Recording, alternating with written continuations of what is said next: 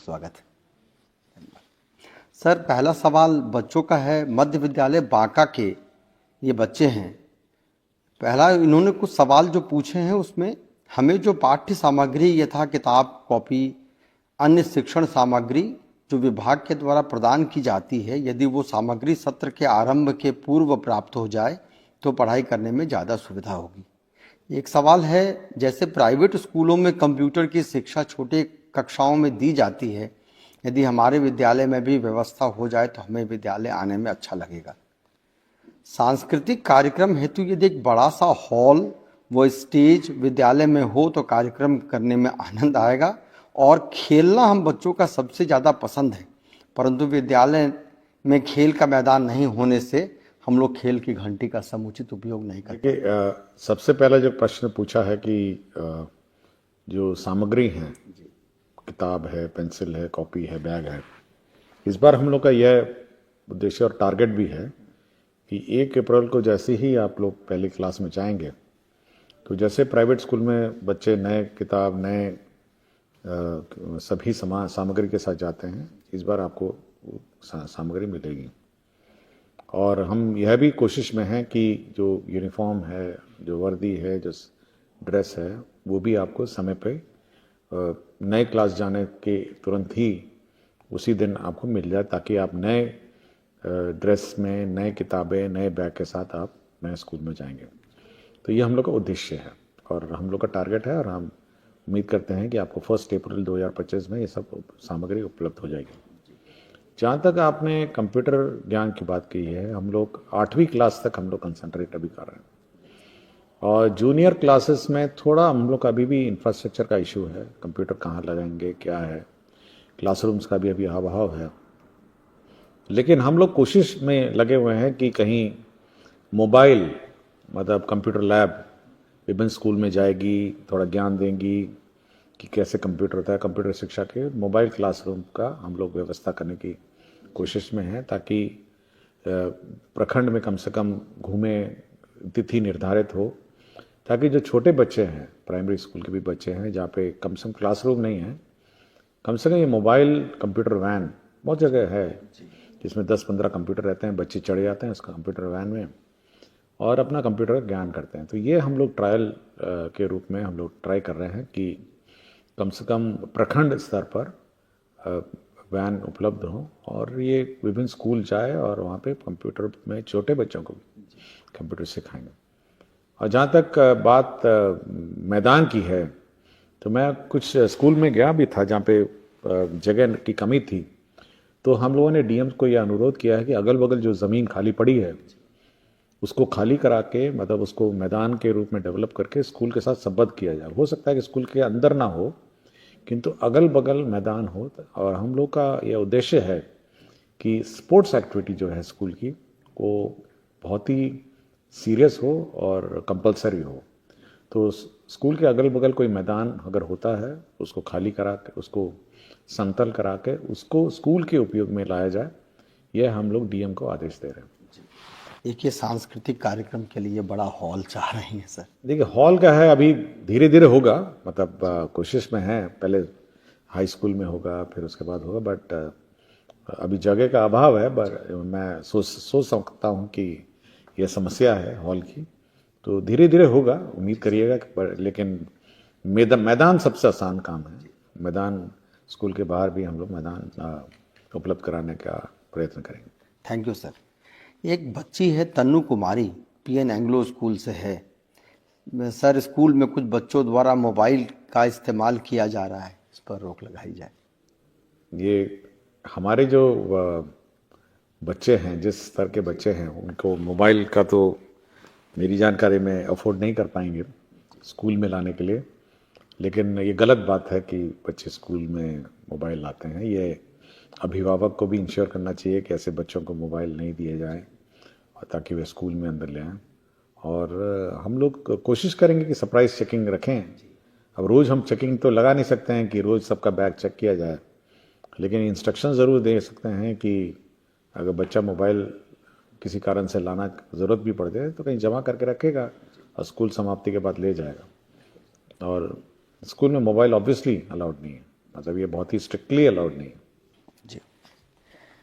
ये केशव कुमार हैं, 10वीं में पढ़ते हैं जीडी पाटलिपुत्रा स्कूल पटना में, और करण कुमार हैं जो 12वीं में पढ़ते हैं पटना कॉलेजिएट में। एक ही जैसा सवाल है दोनों का।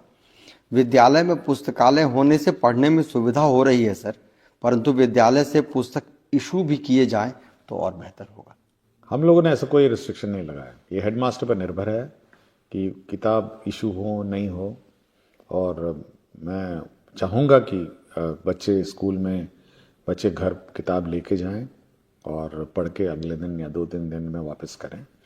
तो इस बारे में मैं ज़रूर हेडमास्टर सबको निर्देशित करूँगा। इनके क्वेश्चन पर कम से कम ये मैं आदेश निर्गत करूँगा कि जो लाइब्रेरी की बुक्स हैं वो इशू करेंगे और 2-3 दिन बाद उसको लौटा देंगे, मतलब मैक्सिमम सप्ताह भर, ताकि बाकी बच्चे भी पढ़ सकें।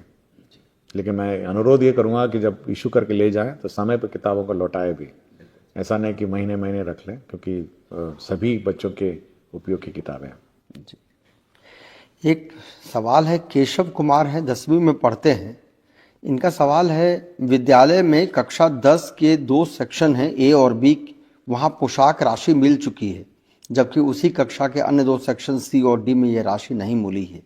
पूछने पर शिक्षक द्वारा कोई जवाब नहीं मिलता है।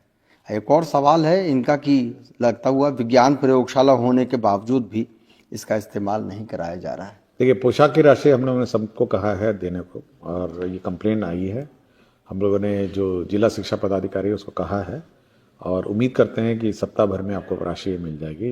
ये कंप्लेंट की जांच होगी और जो भी दोषी होंगे उस पर भी मैं कार्रवाई करूँगा। जहाँ तक लेबॉर्ट्री की बात है, तो मैं सभी टीचर से ये अनुरोध करता हूँ, और मैं 2-3 स्कूल्स में गया भी था। तो वहाँ हुआ ये था कि एक स्कूल गया था मैं, वहाँ पे मैंने पूछा जो टीचर है हेडमास्टर से, मैंने पूछा ये बच्चे कहाँ हैं? तो बोले लेबॉर्ट्री क्लास चल रही है। तो जब मैं उस क्लास में गया तो देखा लेबॉर्ट्री तो क्लास थी, लेकिन उसमें क्लास चल रही थी। मतलब मेरा ये अनुरोध है टीचर से कि लेबॉर्ट्री क्लास का मतलब ये नहीं कि लेबॉर्ट्री में क्लास चलाना। लेबॉर्ट्री क्लास का मतलब है लेबॉर्ट्री में जो केमिकल है, उसमें जो उपकरण है या जो भी माइक्रोस्कोप है, उसका प्रयोग करके बच्चों को सिखाना। ये नहीं कि उसको एक क्लासरूम बना दिया जाए और कह दिया जाए कि आज तो लेबॉर्ट्री की क्लास है, लेबॉर्ट्री में बैठिए और क्लासरूम चला। ये बिल्कुल गलत है।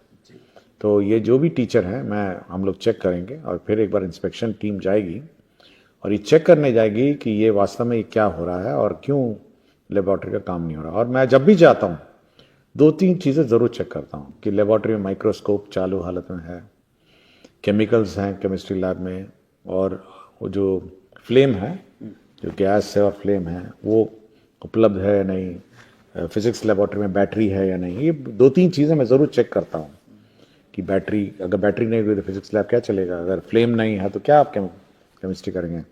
और क्लास में, अगर लेबॉर्ट्री क्लास में माइक्रोस्कोप ही नहीं है तो इसका मतलब कुछ कर नहीं रहे हैं, केवल खाना पूरी हो रही है। तो ये बेसिक चीज़ें मैं ज़रूर चेक करता हूँ। लेकिन मुझे ठीक नहीं लगा। ये सिवान का स्कूल था और मैं जब गया तो वही लेबॉर्ट्री में क्लास चल रही थी, लेबॉर्ट्री क्लास नहीं चल रही थी। तो सुधार का मौका हम लोग सभी टीचर को दे रहे हैं, और नहीं सुधरेंगे तो फिर बाद में कार्रवाई भी होगी। ऐसा नहीं कि 2-3 बार हम लोग अनुरोध ज़रूर करेंगे, लेकिन जब इसका अनुपालन नहीं होगा और इंस्ट्रक्शंस का अनुपालन नहीं होगा तो कार्रवाई कर देंगे। जी। ये एक अनुपमा सिंह हैं, ये ग्रेजुएट टीचर हैं बरौनी बेगूसराय से। इनका कहना है कि बिहार के प्रारंभिक विद्यालयों में स्वच्छता के 5 स्टार मानक हासिल करने के लिए बिहार शिक्षा परियोजना और यूनिसेफ के तत्वाधान में बिहार स्वच्छ विद्यालय पुरस्कार के नाम से एक शानदार प्रतिस्पर्धा की परंपरा पिछले 2 वर्षों से अवरुद्ध है। इस प्रतियोगिता से विद्यालयों की स्वच्छता की स्थिति में काफी सुधार हुआ था। क्या इसे पुनः प्रारंभ किया जा सकता है? देखिए, यूनिसेफ के साथ ये कार्यक्रम शुरू हुआ था और यूनिसेफ ने इसमें राशि देना बंद कर दिया। यूनिसेफ की फंडिंग बंद हो गई, और यूनिसेफ का हमसे अनुरोध है कि हम लोग अपनी राशि से इस कार्यक्रम में चलाएं। तो अब हम लोग इसको अपनी राशि से चलाने की कोशिश में हैं, और उम्मीद करते हैं कि जनवरी, फरवरी, मार्च में एक बार कम से कम हम लोग इसका असेसमेंट शुरू करेंगे यूनिसेफ की मदद से। ये कार्यक्रम बंद हो गया था, और क्योंकि यूनिसेफ ने अपना बजट में प्रोविजन नहीं रखा और पैसा नहीं दिया, तो अब हम लोग अपनी राशि से इसका असेसमेंट यूनिसेफ की मदद से ही करेंगे किंतु अब हम लोग अपना पैसा लगाना पड़ेगा। एक मनोज कुमार हैं, ये प्रखंड शिक्षक हैं MS अंदौली, किशनपुर, सुपौल से। ये कहते हैं कि बच्चों को नियमित विद्यालय भेजने के लिए अभिभावकों को जागरूक करने के लिए कोई योजना है क्या? क्या पंचायत प्रतिनिधि को इसके लिए कुछ जवाबदेही दी जा सकती है? देखिए, हम लोगों ने सबको जवाब दे दिया। मैं बार बार ये बात कहता हूँ, हमने पंचायत के सभी प्रतिनिधि, वार्ड सदस्य, मुखिया जी, आंगनवाड़ी सेविका, जीविका, सबको बोला है कि अगर कोई बच्चा बाहर घूमता हुआ नजर आए, उसको आप समझा बुझा के स्कूल में भेजिए। नहीं समझाता है तो हेडमास्टर के पास ले आइए। और हम लोग ये कहते हैं कि स्कूल के समय सड़क पे गांव में कोई बच्चा बाहर नजर नहीं आए। हम जब भी जाते हैं ये जरूर देखते हैं कि स्कूल के समय कितने बच्चे बाहर हैं। तो यह गांव वालों का और पूरे समाज के, गांव में अब कैसे लगता है आपके टोले में अगर बच्चा स्कूल के टाइम में बाहर घूम रहा हो? और बार बार मैं बोलता हूँ कि एक अशिक्षित बच्चा उस गांव के लिए मुसीबत है। मैं बार बार ये बात कहा, मैं पिछले भी 2-3 इंटरव्यू में मैंने कुछ कहा है कि अशिक्षित बच्चा उस गांव के लिए मुसीबत है। इसलिए ये गांव का दायित्व है और गांव के वार्ड मेंबर का, मुखिया का, कि उस बच्चे को पकड़ के लाइए और उसको स्कूल में आप समझा बुझा के उसको स्कूल में भर्ती कराइए, उसको अशिक्षित नहीं रखिए। अभी कैसे देखते रहता है लोग कि भाई देखो तालाब में मछली पकड़ रहा है, नदी में मछली पकड़ता है, या बाहर ऐसी घूम रहा है, मतलब कोई बिना किसी उद्देश्य के। ये गांव के किसी भी व्यक्ति को टॉलरेट नहीं करना चाहिए। और जहां जिस दिन गांव का व्यक्ति टॉलरेट करना बंद कर देगा तो सारे बच्चे स्कूल में अपने आ जाएंगे। सरकार स्कूल चलाती है, कोई पैसा थोड़ा नहीं लेती है, फ्री में चलाती है। बच्चों को बैठाइए, समझाइए, बोलिए कि जाके स्कूल में पढ़िए। तो इसलिए सभी गांव वासियों से और सभी लोगों से मेरा अनुरोध है कि स्कूलिंग टाइम में बच्चे इधर उधर घूमते हुए नजर नहीं आना चाहिए गांव में। बिल्कुल सर, थैंक यू, ये बहुत उपयोगी है सर।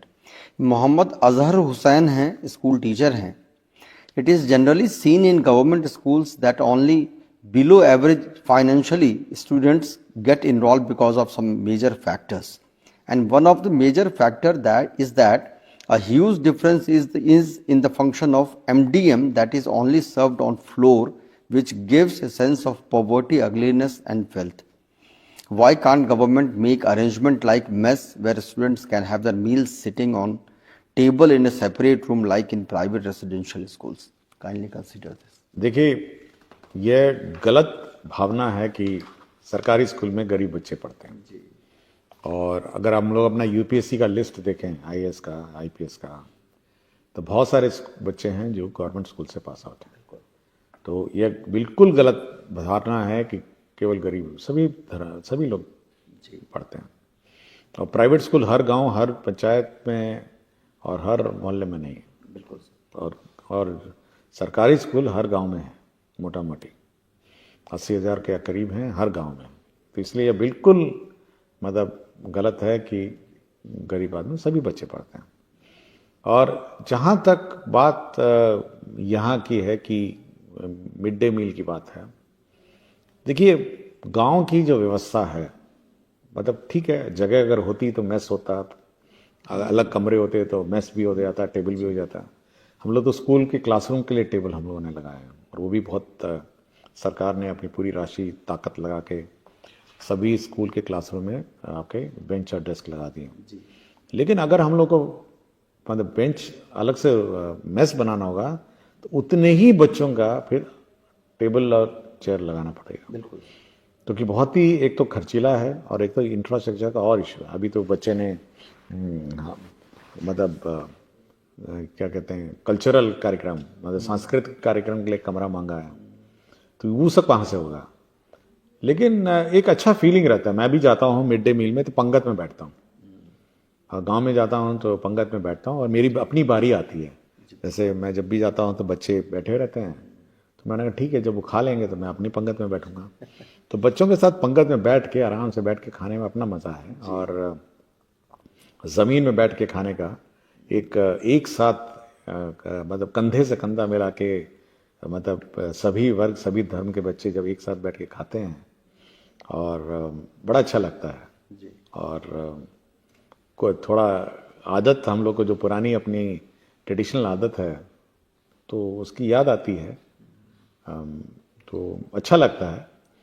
लेकिन अगर बहुत व्यवस्था हो और बहुत ही बड़े कैंपसेस हों तो हम लोग मेस हॉस्टल की तरह रख सकते हैं। किंतु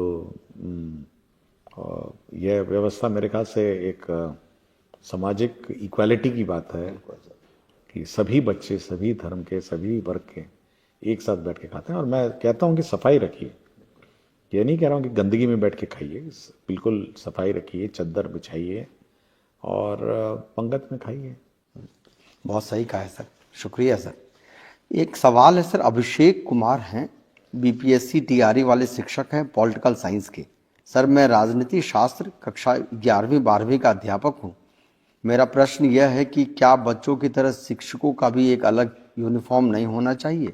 अगर शिक्षक भी प्रतिदिन ड्रेस में विद्यालय आएंगे तो बच्चे भी प्रेरित होकर ड्रेस में आएंगे। कृपया विचार कीजिए। देखिए, हम लोगों ने तो शिक्षकों के लिए ड्रेस कोड किया है, जीन्स और टी शर्ट में नहीं आएंगे, क्या ड्रेस पहनना है सरकारी है। लेकिन इस टीचर के ड्रेस में रहने और नहीं रहने से मेरे ख्याल से स्कूल का डिसिप्लिन यूनिफॉर्म में आना, मेरे ख्याल से ये कोई मुझे समझ में नहीं आया।